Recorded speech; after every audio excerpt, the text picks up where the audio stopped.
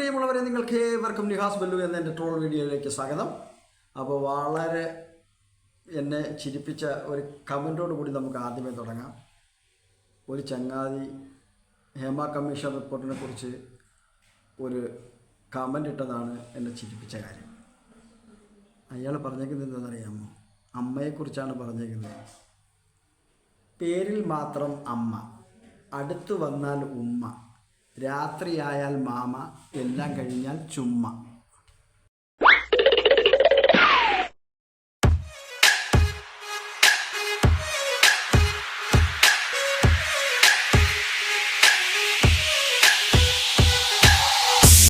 Hema committee റിപ്പോർട്ടിൽ ഒരു പരാതിയെ പറ്റി പറഞ്ഞിട്ടുണ്ടെങ്കിൽ അത് അന്വേഷിക്കുക തന്നെ വേണമെന്ന് നടൻ ജഗദീഷ് പറഞ്ഞു.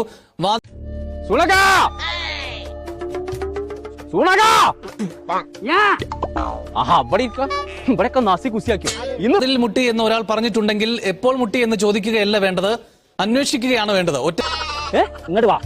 என்ன சொன்னாலும் இன்னைக்கு வேலைக்கு வரல.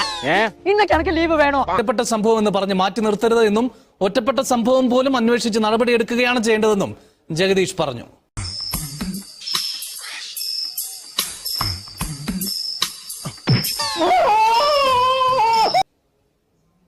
ഹേമ കമ്മിറ്റി ഫൈൻഡിങ്സ് അതിനി വ്യക്തിപരമായി പേരെടുത്ത് പറഞ്ഞിട്ടുണ്ടെങ്കിലും ഇല്ലെങ്കിലും അതിനെക്കുറിച്ചെല്ലാം തന്നെ സമഗ്രമായ അന്വേഷണം നടത്തേണ്ടതാണ്. എന്താ നടക്കണോ? അതിന്റെ കൂട്ടൊന്നും പറയണ്ട. അത് ചെറുക്ക നിലയ്ക്ക് ഇനാ വേണ്ടതാ. ഓൻ ഡോക്ടറെ കണ്ട് ഇന്ന സൂചിക്കണം. അതിൽ നിന്നും അമ്മയ്ക്കോ പ്രൊഡ്യൂസേഴ്സ് അസോസിയേഷനോ ചേംബറിനോ ഒഴിഞ്ഞു മാറാൻ കഴിയില്ല. ശ്രദ്ധിക്കണ്ട അമ്മാനെ.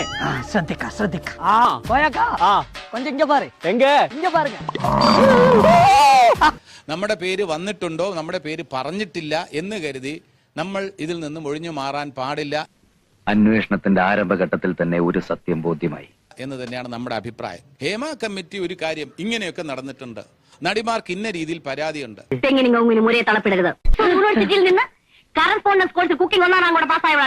ഇതേപോലെ വാതിൽ മുട്ടിയിട്ടുണ്ട് എന്ന് പറയുമ്പോൾ എവിടെ വാതിൽ മുട്ടി എന്ന് നമ്മൾ ചോദിക്കേണ്ട കാര്യമില്ല. വാതിൽ മുട്ടി എന്ന് ഒരു ആർട്ടിസ്റ്റ് പറഞ്ഞിട്ടുണ്ടെങ്കിൽ അതിനെക്കുറിച്ച് അന്വേഷിക്കണം.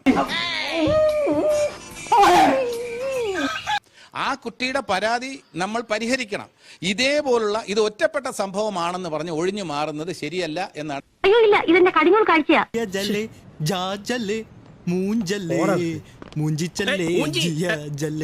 എന്റെ പക്ഷം, അമ്മയുടെ പക്ഷവും അത് തന്നെയാണ്. അമ്മ എന്ന സംഘടനയും വാദിക്കുന്നത് അത് തന്നെയാണ്.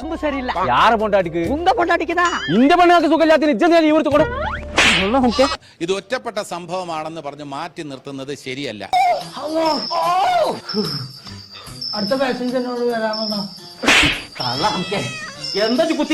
മറിച്ച് ഈ ഒറ്റപ്പെട്ട സംഭവങ്ങൾ പോലും അത് അന്വേഷണത്തിന്റെ പരിധിയിൽ കൊണ്ടുവന്ന് ഇതിൽ കുറ്റക്കാരെ അവരെ മാതൃകാപരമായി ശിക്ഷിക്കണം എന്നാണ് എന്റെ വ്യക്തമായ അഭിപ്രായം.